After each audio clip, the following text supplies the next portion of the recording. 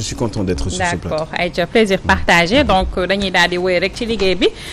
mu mel ni am na ponk am solo yu nga xam nga ko wax ne premier bi di le sabaru bool ce mercredi Sonko en kamikaze ce 29 juin bi premier point bi deuxième point bi Macky Sall et la presse nationale donc mu mel ni mën nañu commencer nag ci concert bi nga xamante ni le président Sonko wala Ousmane Sonko woote na ko di sabaru bool bu nga xamante ni jamono ji nag ñu ngi koy waajal ñu war koo amal ce 29 juin. Effectivement, ce mercredi, normalement, il est convenu, en tout cas, donc, ci déclaration boo teniree compte déclaration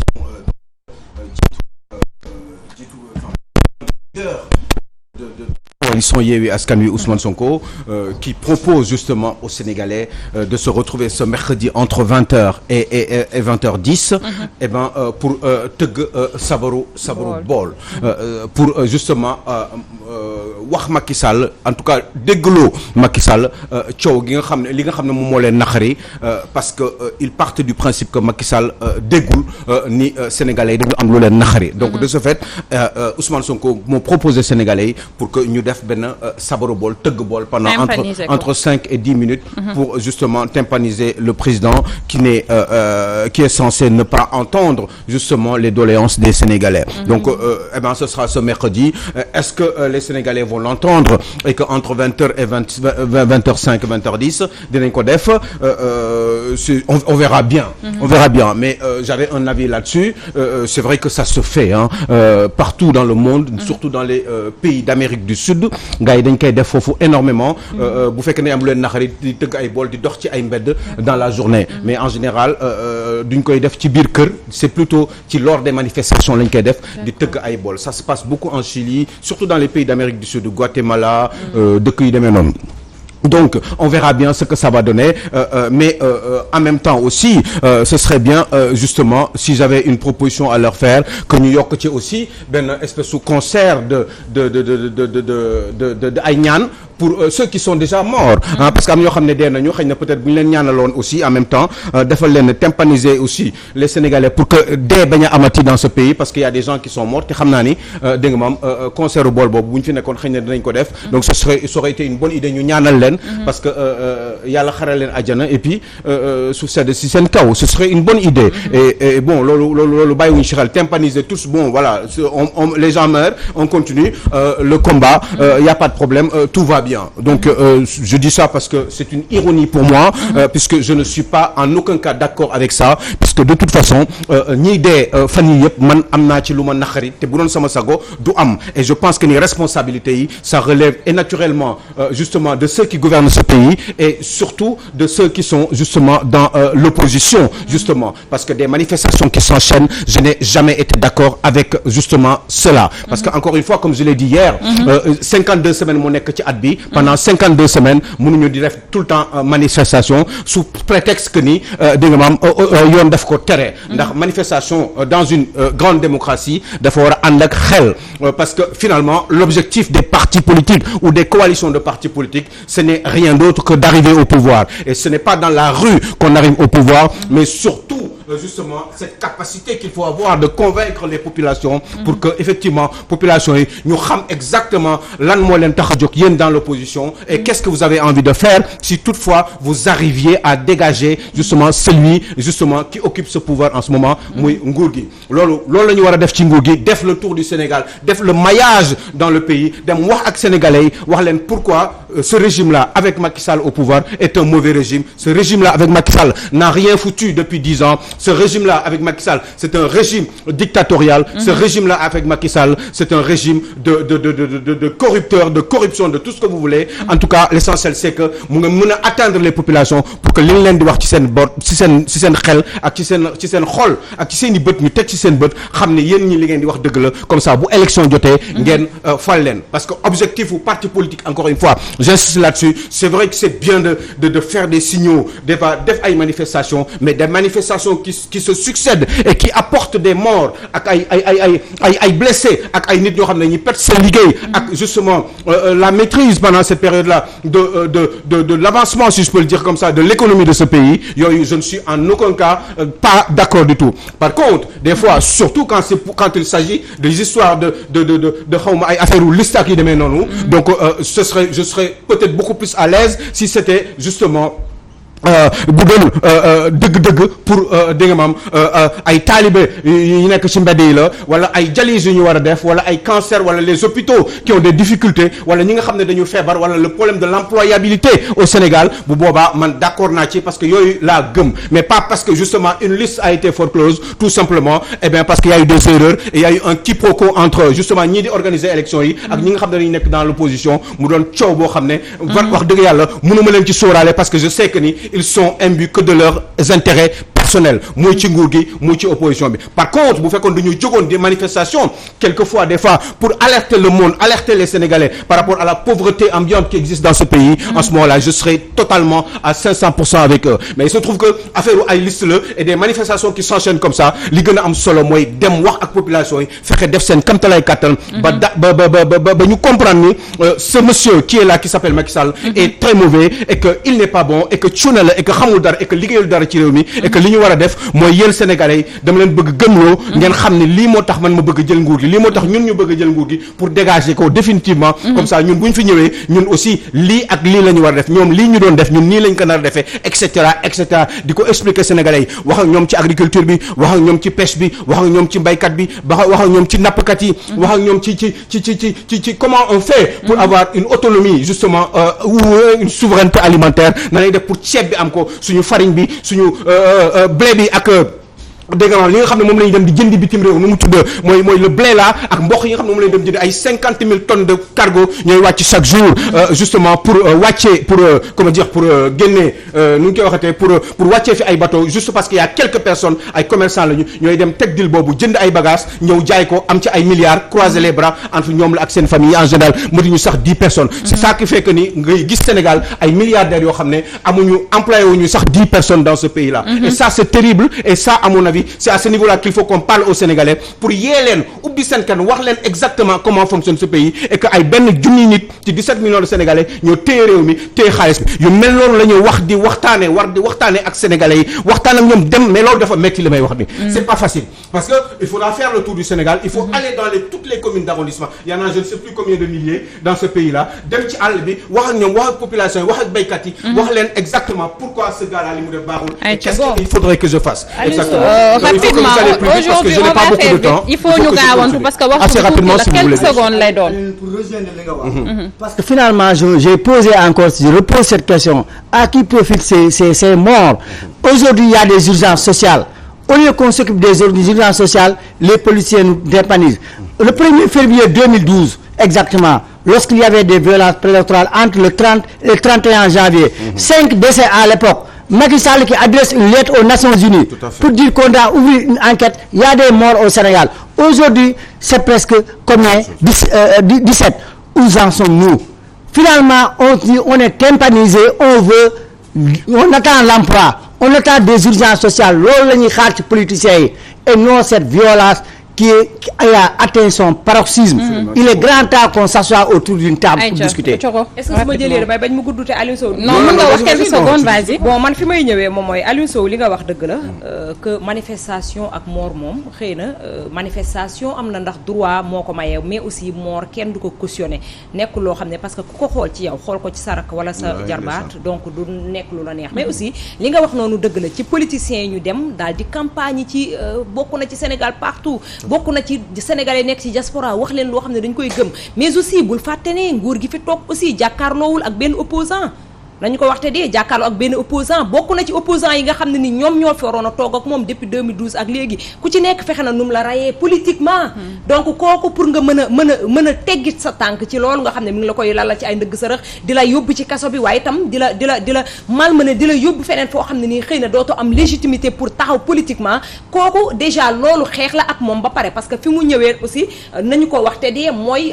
nguur goo xam ne nii xëy na dafay teg lal ndëgg sërëx ci côté saay saay-saay goo xam ne da koy saay-saayee ñi nga xam ne ñoom ñooy waay politique yi ku jégi donc foofu rek blocage la déjà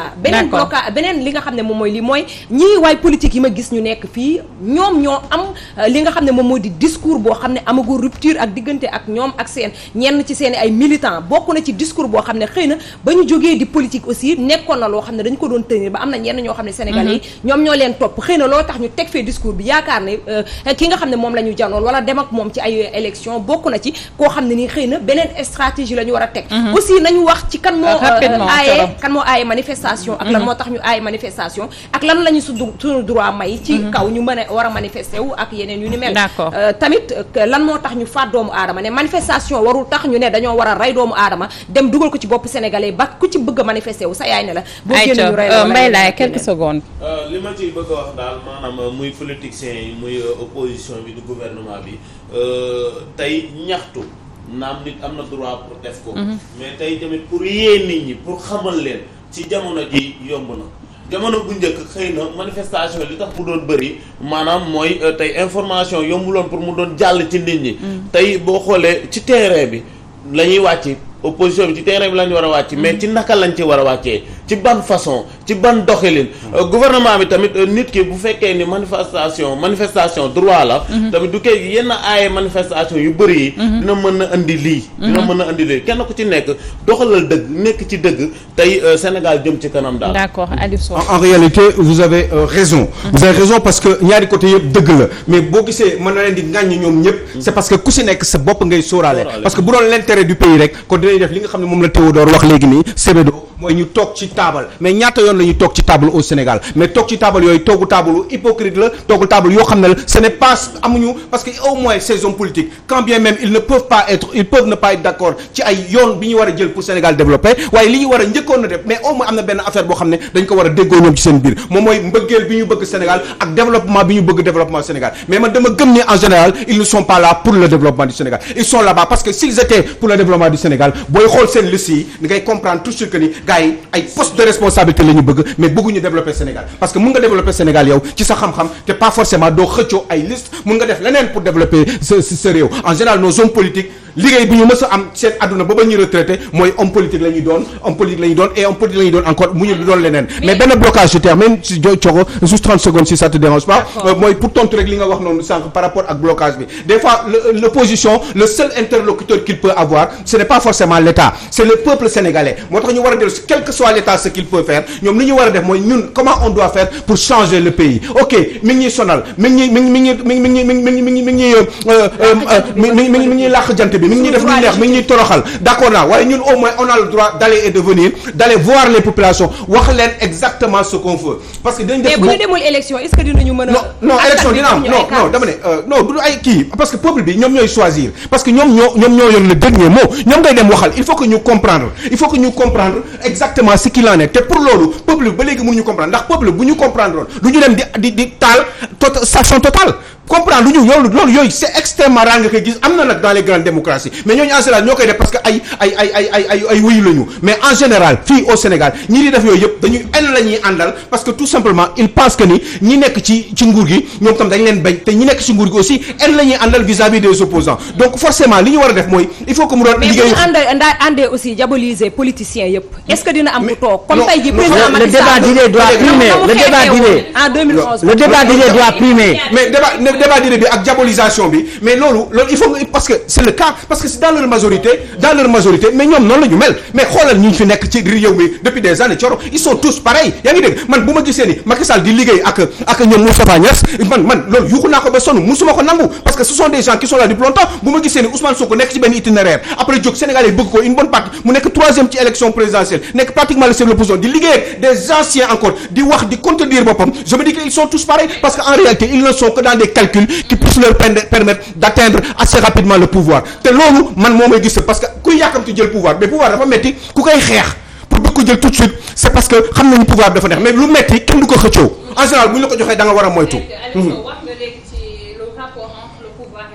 question waaye tey aussi il faut ñu wax si le rapport entre le président Sall et la presse nationale. Oui, mais surtout le président Sall. Mais quand je dis le président Sall, je parle le président en tant qu'institution présidentielle. Les présidents en général. Pourquoi ñuy xeeb homme politique sénégalais, comment dire, la presse sénégalaise. Pourquoi duñuy wax ak ñoom? Pourquoi tout le temps quand ils ont des décisions importantes à prendre wala information bu doy waar wala loo xam ne dañ ko bëgg décider par rapport à l'avenir de leur propre pays ñuy dem bitim réew di ko def. Le prétexte mooy dama dégg Mimi Touré barki dem wax bu am solo par rapport ak en disant que ni bi muy wax ni président Macky Sall dafa war a jox plus de temps à la presse sénégalaise et j'ai trouvé ça extraordinaire ce que Mimi Touré a dit parce que tout simplement je me dis que ni lii de lu ñu war a wax la te il faut oser le dire parce que moom ci boppam son président de la République notre président de la République le président de la République du Sénégal moom il est dans le même panier parce que en général bu amee des décisions importantes à faire alors que un président de la République en principe warul toog ñaari weer te waxul ak peuple am en temps normal. léegi pour expliquer leen ce qui se passe orientation yi li tax mu jël yooyu pas mu yónni ay ministres ñu ñëw lire ay affaires ku nekk dem yoonam. des fois il faut que gars yi di ko xool xam ne mooy jiite réew mi di joxe les grandes orientations Abdoulaye Wade l'a fait. tant que bu ñu nekkee opposant tey ils vont faire le tour des télés. mais oui ils vont faire le tour télé mais pourquoi Macky Sall ne vient pas à Walfadjri. moi c'est ça que j'arrive pas à comprendre. te Walf bokk na ci télé yi ko fal. mais da ngay gis ne mais surtout. mais c'est ça qui est terrible ba pare surtout da ngay gis ne au lieu ñu jël. mais non ñoo est-ce que du ci moom lañ ko njëkk est-ce que président Macky Abdoulaye Wade doon na ko def bu fekkee dañoo war a. non Abdoulaye Wade même Abdou Diouf aussi. mais ñoom ñëpp quoi c'est tout le monde pareil moo tax ma doon wax institution présidentielle bi Thioro ils parlent tous à la presse internationale parce que en réalité ñoom calcul yi ñuy def par rapport pour se maintenir au pouvoir dafay am solo trop waa bitim réew yenn dëkk yu puissants yi nga xam ne dañu am ay intérêt ci Sénégal mën a xam yenn affaires yi loolu moo tax parce que seen priorité en réalité en général ce n'est pas le Sénégal et ça me fait beaucoup de peine et tout le temps c'est pareil maintenant xam nga lu tax parce que dañ ne peuple bi amul lu ñu leen di wax parce que de toute façon ils n'ont rien compris parce que tu sais pourquoi et je te dis ñoom loolu moo tax ñu koy xalaate te opposition bi aussi boo gisee tamit ñuy préférer def ay marche ak yi demee noonu du ñu wax ak population bi directement di def ay tour Sénégal di leen expliquer c'est parce que loolu amuñu la important ñoom nañu fexe ba tamante dema entre ñoom ci seen biir pour atteindre le pouvoir kii pour téye pouvoir bi keneen ki pour fexe ba yegg ci pouvoir bi surtout li si des seen yoon nekku ci bu ñu paree ñoom mun nañ cëroo réew mi mais est-ce que presse nationale bi waruñoo xoolaat suñu bopp xool suñu taxawaay xool suñu toogaay parce que bu yabeel amee rek sa doxin bala mais dina mais oui mais suñu yabee ci doxin bala xaaral mais xam nga doxin bi mooy lan parce que mën nañu koo xool ci lii tey jii am manifestation am na ay doomu Sénégal ñoom ñoo ñàkk seen bakkan ñoom ñoo daanu ci li nga xam ne moom lañ doon def tey jii mu di ay manifestation tey jii presse bi nga xam ne ñoom la président Macky Sall di jox à chaque fois bopp di dem ci ñoom ñoo tey jii génne information yi wax dëgg gi ñoom mais ñoom li ñu préféré yenn ci presse bi moom mooy taxaw di acclamer di tàccu ñi nga xam ne ñoom ñooy policiers yi parce que dañoo rey ay doomu aadama est-ce que aussi loolu bu ko gouvernement gisee koo xam ne soofantal na leen ba pare dina leen jox seen gëdd pour mën a ñëw ci ñoom toog di wax parce que danaa naa def li ma saf su ma paree ñu jàppale ma rek Aïcha soppul la oui non mais c'est pour juste dire que est-ce que du presse moo war a xoolaat boppam non moi je pense que presse moo war a xool boppam parce que xam nga lu tax parce que la presse sénégalaise ñoom aussi bon c'est vrai que aussi ils n'ont pas des fois le choix parce que fi leen kilifa réew yi di teg kilifa réew mi ñi nga xam ne ñoom ñooy jiite réew mi fi ñu leen di teg moom mooy pour suuf dañ leen di poñe boo xam ne aussi c'est inconcevable il faut que aussi presse bi ñu leen di mettre dans des conditions pour que ñu mën a liggéey seen liggéey normalement parce que dañu ne ku la xaw ma lan ku ëmb sa sànqal ëmb sa wala kii xaw ma lan sa bët fi mu la wax ngay xoolee et cetera donc yooyu yëpp faisant ça fait que ni effectivement cette dépendance là ça fait que ni Salma waaw li may wax non mais comprendre nga ko waaw jeex na donc du coup moi je pense que ce qui est important c'est que qu'on fasse en sorte que justement cette presse là que le président Macky Sall mu commencé ko di wax ak la presse sénégalaise franchement au moins mais chaque ñetti weer nga ñëw taxaw wax ak ñoom situation exceptionnelle am nga wax comme li xew ci réew mi nii nga ñëw taxaw wax expliquer sénégalais ce qu'il en est véritablement lan mooy problème pourquoi élection yi yow nga bëgg mu am wala pourquoi bëgg mu am wala est-ce que dañ ko war a reporter wala pourquoi waruñu ko reporter est-ce qu'il faut respecter le calendrier électoral quels sont les enjeux de l'avenir suñu pétrole bi fan la nekk suñu gaz bi fan la nekk nan lañ ci toll et cetera propos yi nga xam ne yàgg nga ko tenir fii tey ce matin rek dégg naa ko ci beneen plateau télévisé et il faut qu'on réfléchisse comme ça peut-être que le président Sall dina mës a dégg loolu wala l'opposition xëy na pour mën a changer un peu les choses wala seen façon de faire ñu lay il faut ñu góorgóorlu costume bi veste bi je dirais nice waaw mais c'est du tey moom dama gën a miir waaw man dama c'est que nag da ngay waaru de c'est que moi je suis pas dépendant en même temps t'es pas dépendant je ne suis pas dépendant waaw xam nga dégg nga li ma la wax la si je suis un homme libre bés